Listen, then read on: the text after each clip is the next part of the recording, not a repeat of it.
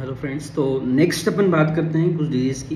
Last video के अंदर मैंने बात की एचपी के बारे में, यूआईपी पैटर्न कैसे दोनों में डिफरेंशिएट होता है वो वाला, खाली एक्सरे बेसिस की है ना। एचआरसीटी अपन बाद में बात करेंगे। और तीसरा साइक्रोड। चौथा अपन बात करते हैं ब्रोंकिक्टेसिस की। ब्रोंकिक्टेसिस में एक्सरे कैसा आपको मिलेगा, तो यहाँ पे भी अगेन ब्रोंकिक्टेसिस के टाइप के अकॉर्डिंग आपको एक्सरे देखने को मिलता है। तो पेशेंट कैसे प्रेजेंट होता है आपके पास में, यूजुअली जैसे टीबी की हिस्ट्री होगी, लॉन्ग स्टैंडिंग ट्यूबरक्लोसिस को होगा, लॉन्ग स्टैंडिंग वैसे डिजीज जिसमें फाइब्रोसिस पैटर्न कॉमन होते हैं, ठीक है, मतलब लॉन्ग हिस्ट्री होगी। और पेशेंट आपके पास प्रेजेंट होता है रिकरेंट हिमोप्सिस उसको हो रहा हो, या रिकरेंट इन्फेक्शन, या एक्सपेक्टेशन बहुत ज़्यादा हो, जैसे येलोविश कलर का एक्सपेक्टेशन होता है वो बहुत ज़्यादा हो, ठीक है। तो एक्सरे कैसे प्रेजेंट होता है, एक्सरे कैन बी नॉर्मल, पहला है ना, पहला presentation can be x-ray normal हो सकता है। दूसरा, यहाँ पे आपको इंक्रीज मार्किंग दिखेगी, मतलब वेस्कुलर मार्किंग होती है वो इंक्रीज होती है। वॉल्यूम लॉस यहाँ पे आपको मिल सकता है, क्योंकि ब्रोंकिक्टेसिस मेनली जो होता है पोस्ट ट्यूबरकुलर ब्रोंकिक्टेसिस इंडिया में अपने देखने को मिलता है। और पोस्ट ट्यूबरकुलर सिकेटाइजेशन का मतलब होता है फाइब्रोसिस, ठीक है।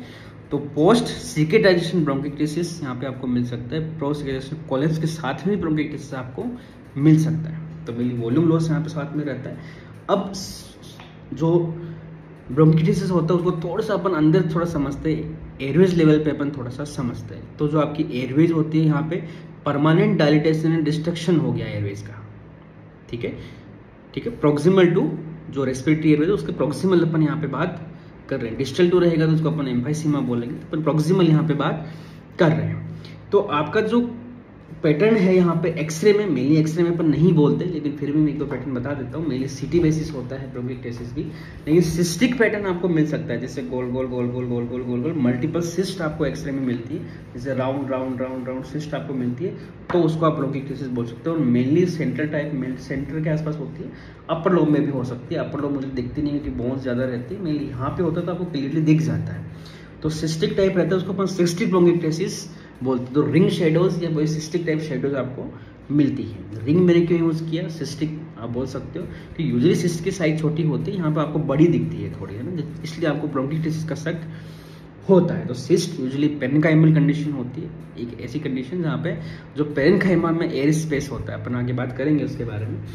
लेकिन ब्रोंकिक्टेसिस एयरवे की डिजीज है, तो यहाँ पे आपको बड़ी बड़ी रिंग्स आपको दिखते हैं, ऐसा आप समझिए, बड़ी बड़ी सिस्टिक आपको दिखती है। तो cyst like grape like structure उसको बोलते हैं, उसको सिस्टिक ब्रोंकिक्टेसिस बोला जाता है। यदि आपको ट्रेम लाइक दिख रहा हो तो उसको मेनली जो होता है, इसे ट्रेम लाइक आपको दिखता है तो उसको रेगुलर जो सेक्युलर या फिर जो मतलब अलग से ब्रोंकिटिस आपको उसको बोल सकते हैं।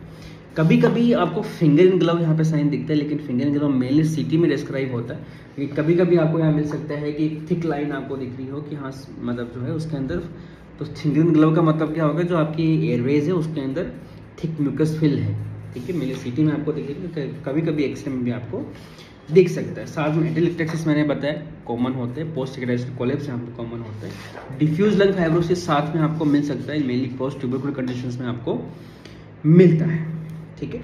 इसके अलावा मैं बात करूँ यहाँ पे जो लोकेशन के हिसाब से भी ब्रोंकिक्टेसिस होता है ना। अपन एक कुछ डिजीज का नाम अपन यहाँ पे पढ़ेंगे, जैसे सेंट्रल, यदि ब्रोंकिक्टेसिस सेंट्रल है तो एबीपी आपके दिमाग में आना चाहिए, ठीक है। एलर्जिक ब्रोंकोपल्मोनरी एस्परजिलोसिस, मैं एस्परजिलोमा की बात यहाँ पे नहीं कर रहा हूँ, एबीपी की बात यहाँ पे कर रहा हूँ। लोअर लो प्रीडोमिनेंस नीचे की तरफ आपको मेनली मिल रहा है, तो मेनली चाइल्डहुड वाले जो रिपीटेड इन्फेक्शन होते हैं चाइल्डहुड में, वायरल इन्फेक्शन होते हैं उनमें मेनली मिलता है।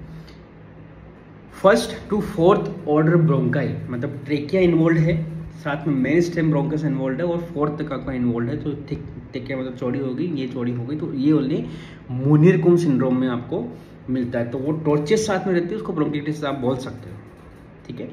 राइट मिडिल लोब और लिंगुलर लोब, मतलब अब मिड पार्ट की बात करें अपन, मिडिल लोब्स की यहाँ पे बात कर रहे हैं, तो मेनली यहाँ पे एनटीएम में ऐसा मिलता है, तो राइट मिडिल लोब इन्वॉल्वमेंट हो, और लेफ्ट साइड की बात करें तो लिंगुलर लोब इन्वॉल्वमेंट हो, ठीक है। तो एनटीएम में ऐसा मिलता है, जिसको अपन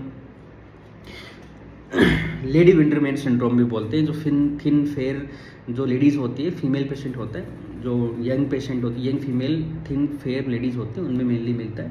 तो मिड लोब इन्वॉल्वमेंट हो, यदि आपका कल्चर में एनटीएम ग्रो हो रहा है तो उसको अपन लेडी विंटरमैन सिंड्रोम बोलते हैं, वहाँ पे ब्रोंकिक्टेसिस होता है, ठीक है। फिर अपन बात करें अपर लोब, ठीक है। Upper lobe particularly right side में, अपर लोब और मेनली राइट साइड में अपन बात करें, उसमें आपका आ जाता है सिस्टिक ब्रोंकिक्टेसिस, सिस्टिक फाइब्रोसिस, सॉरी है ना, सिस्टिक फाइब्रोसिस जो डिजीज आपने नाम सुना होगा, तो सिस्टिक फाइब्रोसिस आपका रहता है वो अपर लोब और राइट साइड में मेनली मिलता है।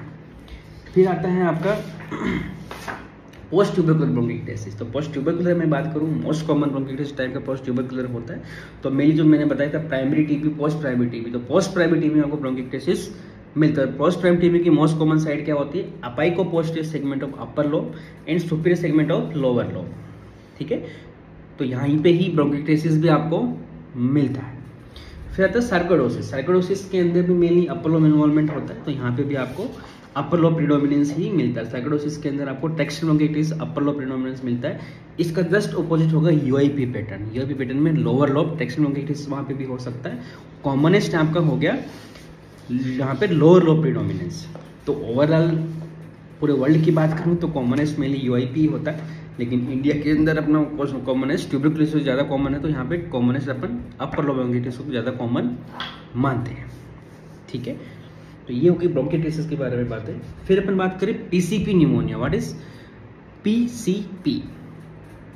Pneumocystis carinii pneumonia, jirovecii pneumonia पहले बोला जाता था। तो न्यूमोसिस्टिस कार्नी न्यूमोनिया भी अगेन मैं बोलूँगा सिटी बेसिस डायग्नोसिस होता है, लेकिन फिर भी आपका पेशेंट प्रेजेंट होता है कैसे? चलिए, तो पेशेंट एचआईवी पेशेंट होगा, है ना, आप करवाओगे जो सीरम मार्कर करवाओगे पॉजिटिव होता है, या फिर क्रोनिक स्टेरॉइड्स पे हो सकता है, या फिर कोई ऐसी बीमारी उसको जैसे लीरन फेल्योर है, लीवर फेल्योर है, ऐसी कंडीशन जहाँ पे उसकी इम्यूनिटी बिल्कुल डाउन हो गई है, या फिर ऐसा पेशेंट क्रोनिक डिजीज है उसको कैचेक्सी के बिल्कुल इम्यूनिटी डाउन हो चुकी है, उनके अंदर ही मेनली कॉमन होता है। तो मेनली एचआईवी के अंदर अपन पढ़ते हैं पीसीपी को। जब CD4 काउंट 200 से कम हो जाता है तो पीसीपी न्यूमोनिया हो जाता है। तो ऐसी हिस्ट्री आपके पास रहेगी और साथ में पेशेंट प्रेजेंट आपके पास में होगा न्यूमोथोरेक्स। न्यूमोथोरेक्स भी उसको हो सकता है, और साथ में शॉर्टनेस ऑफ ब्रेथ तो होगी, लेकिन पेशेंट न्यूमोथोरेक्स के साथ प्रेजेंट होता है। क्यों? क्योंकि अब मैं पैटर्न की यहाँ पे बात कर रहा हूँ, बायलेटरल डिफ्यूज रेटिकुलर पैटर्न होता है। बायलेटरल डिफ्यूज रेटिकुलर पैटर्न यहाँ पे होगा, और मेनली फाइन टाइप का होता है, वो थिक वाला नहीं होता, मैंने बताया था आपको। फाइन का मतलब अगेन 1 to 3 mm यहाँ पे थिकनेस, जो इंटरप्लस चैप्टर थिकनिंग होगी 1 to 3 mm की यहाँ पे होती है, ठीक है। साथ में यहाँ के एल्वुलर शैडोज भी मिल सकते हैं, अपर लोब में मेनली एल्वुलर शैडोज भी आपको मिल सकती है, लेकिन मेनली जो होगा बायलेटरल डिफ्यूज रेटिकुलर पैटर्न रहेगा, जो इंटरस्टिशियल टाइप का रहता है। अब मैंने बोला यहाँ पे न्यूमोथोरेक्स के प्रेजेंट होता है, मतलब आपको सिस्ट मिल सकती है, ठीक है, सिस्ट मिलती है, न्यूमोथोरेक्स मिलता है, मिलियरी पैटर्न आपको मिल सकता है, और साथ में ब्रोंकिक्टेसिस भी आपको मिल सकता है, कहीं कहीं एम्फाइसेमेटिक चेंजेस भी आपको मिल सकते हैं, ठीक है। मेडिसिनल लिम्फोडेनोपैथी तो यहाँ पे हो ही सकती है, क्योंकि इन्फेक्टिव है, तो वो तो कॉमन होते हैं। तो पेशेंट आपके पास प्रेजेंट होता है, एक कैचेक्सिक पेशेंट एचआईवी पॉजिटिव हो सकता है, या इसकी इम्यूनिटी कम होती है, साथ में न्यूमोथोरेक्स से प्रेजेंट हुआ है, तब आपको दिमाग में ध्यान रखना है पीसीपी न्यूमोनिया उसको हो सकता है। नेक्स्ट अपन बात करेंगे, चलिए नेक्स्ट वीडियो में बात करेंगे, वीडियो थोड़ा लंबा हो जाएगा उससे, ठीक है। मैं नेक्स्ट अपन लिम्फेटिक कार्सिनोमेटोसा और सिलिकोसिस की बात करेंगे नेक्स्ट वीडियो में।